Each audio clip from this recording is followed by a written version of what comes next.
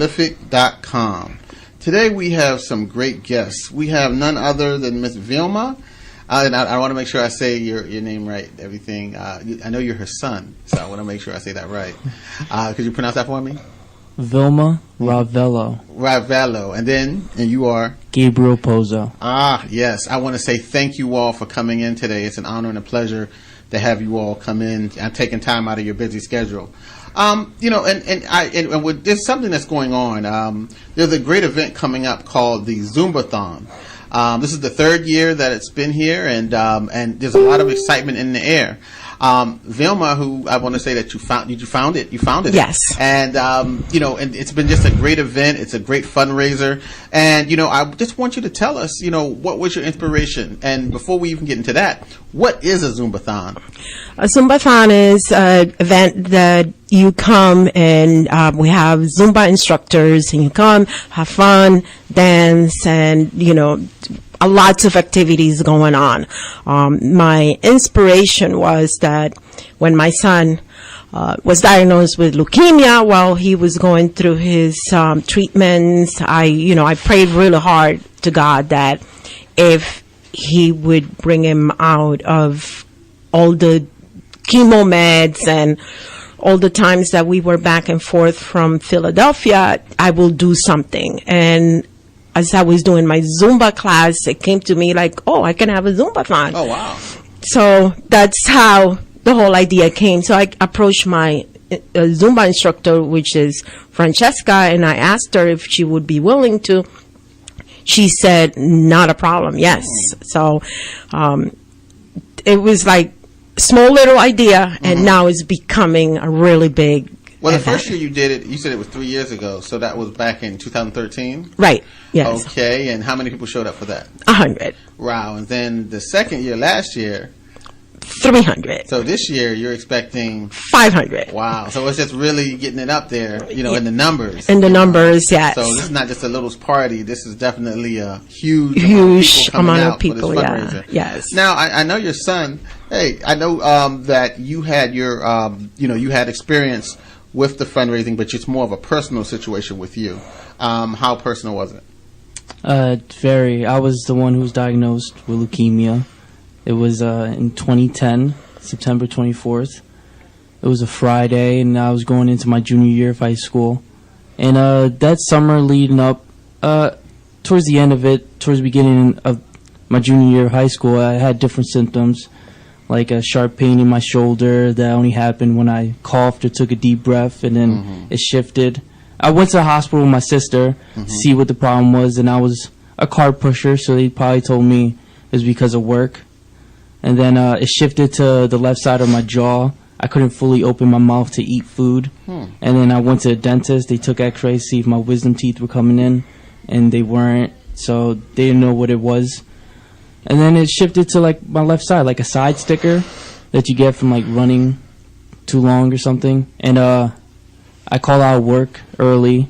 I was throwing up, and then the next day my mom took me on that September 24th, and they did test. They took blood work, tested for everything, and then they called that very same day and told my mom that I had leukemia. Now, when you found out the diagnosis, Vilma, how did you feel about that? Were you surprised? I mean, I was a non-believer. I said to myself, how can my son have cancer? Because the first thing, the word itself is very scary. Like you hear it in other people, like, oh, he has cancer, and you feel for that. But when it comes to your home, it's just so much more scarier situation. So now, when you heard it, how did you feel about it? I was in my room. I was playing some Xbox, and I was just happy that I didn't have to go to school that day. But my mom was in her room watching TV, and the phone started ringing. I could hear it. And then when my mom picked it up, she sounded like she said she was a non-believer. She was like arguing on the phone with the lady or person, whoever it was, telling her the news. And right away, I called my sister and told her that she has to come to our house because my mom couldn't drive, because she was running up and down the hall calling her sisters and her mom and she was crying. So I told my sister she had to come to drive us wherever we needed to go, because at that time I felt like my mom couldn't be behind the wheel. Okay. So then we go back to the hospital. They take more blood work to make sure it wasn't like a false positive. Okay. And it came back the same news that it was leukemia. And so they told us to go to Philadelphia, St. Christopher's Hospital for Children, because there wasn't a oncologist here, a pediatric oncologist. So they sent us. How old were you? I was 16. Oh, you were 16. Okay. Now when you went to the hospital, apparently they have some amazing doctors. I mean, how was the treatment when you went there? I was there right the same day we got the news. We went. They just gave me regular fluids to flush out my body, and then they did a bone marrow to see what type of leukemia it was, because there's two types. There's ALL, which takes longer to cure, but it's like the less deadly one, and then AML, which would have been more severe. I would have gotten radiation, but it takes only like a couple months to cure. So that's what they did first, and then they told me I had ALL, but we caught it early, so we were lucky for that. The doctors over there, Dr. Halligan, the nurses, they were all amazing, very amazing.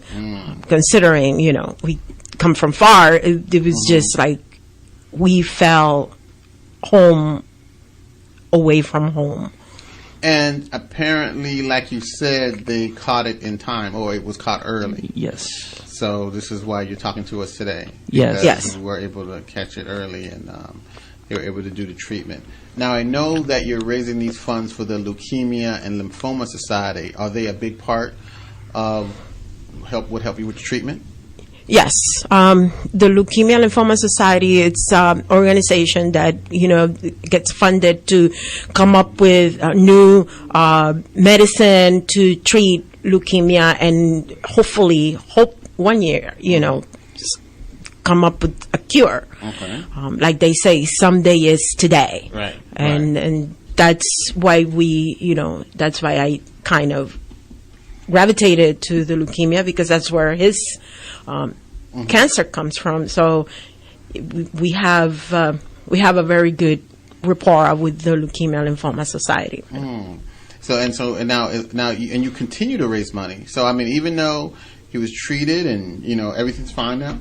Yes. Okay, but yet you're still out here doing these great events. I know you do the Zumbathon, but you do other events also. Yes. What are some of the other events you do? The other one we do is Dinner for a Cure, and that one was just a great event last year for our first year. It turned out really, really great. Thanks to Gina Blevins and Nicole Pataki, my two psychics, and everything I do.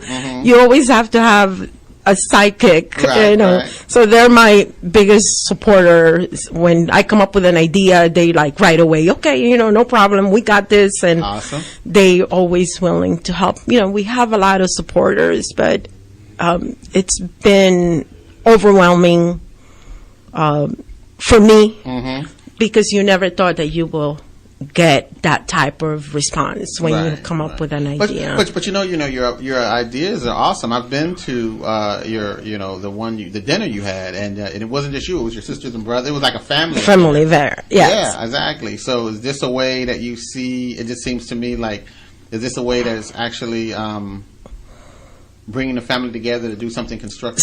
How do you feel about it? Like when you're there, is it emotional? These are all these people who come out for you, but at the same time, now they're coming out for people who they don't even know. Yes, it's great when I see all those people come to all the different events.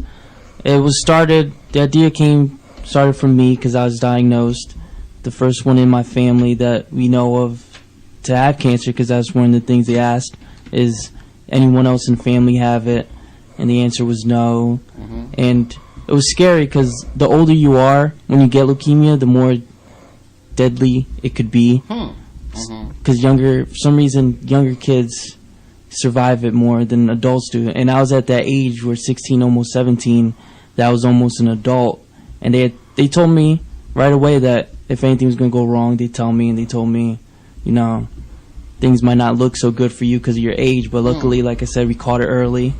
That's one of the reasons why I'm here today. So when I see all those people come to not only support me, but others that are like me, because everyone needs a shoulder to lean on. Yeah. So it's wonderful seeing all that. Wow. Now, how do you? Is this something that you're already doing it on an annual basis? Yes. So do you plan on doing this for as long as you can? As long as I can, and I already told my kids, like, even if, God forbid, something happens, they need to take on the torch, continue that legacy that I already started. So, it's awesome. This is a heck of a testimony, saying that not only are you here to talk about it, but at the same time you're continuing to help people that you may never meet, who because they've been diagnosed and and they don't know what's going on. But here you are, the whole family who's come together to help again, other people who may be in similar circumstances. Because these funds are going straight to the research. To the research, yes, yes. This year our slogan is "Kiss Cancer Goodbye," and that's one of our. That's the future. We hoping that it happens really soon, and by us doing a little bit that we do, we hope that it helps somebody else to get there. Right. Do you now? I know, like I said, this is the third annual Zumbathon. Yes. What when it comes to the Zumbathon, it's been growing every year. What can people hope to expect this year? Because I guess it's been in 3 different locations. 3 different locations. But this year, it's on. 1 year. Where was the first year at? The first year was in a little hall. Okay. Where was that located? That was in Whitehall. Whitehall. Okay. And then on the second. The second year we were in Steelstack, Bethlehem. And now you're bringing it to A-Town. I'm bringing it to A-Town to Main Gate. Yes. Awesome. And so what can people expect? We have 5 different instructors, great instructors, that I'm thankful that 3 of them have been with me for 3 years. Oh, wow. Okay. So, thank you to Francesca, Leah, and Donna. So now we're adding Leslie, Jacqueline, and Ashley to the mix. So you expect 6 different instructors that are going to give you great dancing and Zumba.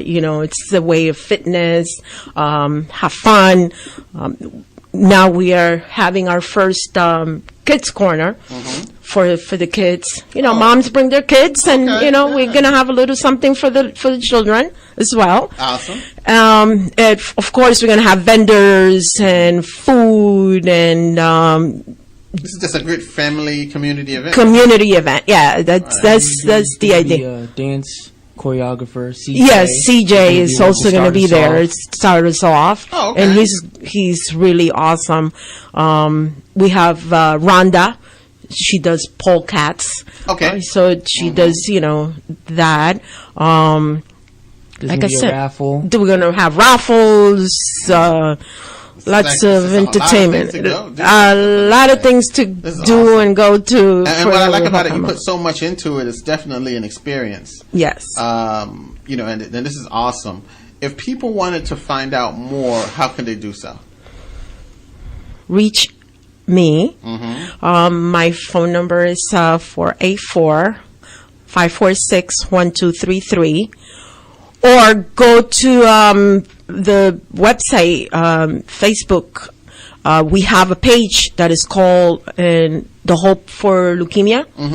We have a Facebook page, and they can find out through there as well. Or email me at vrmomof05@gmail.com.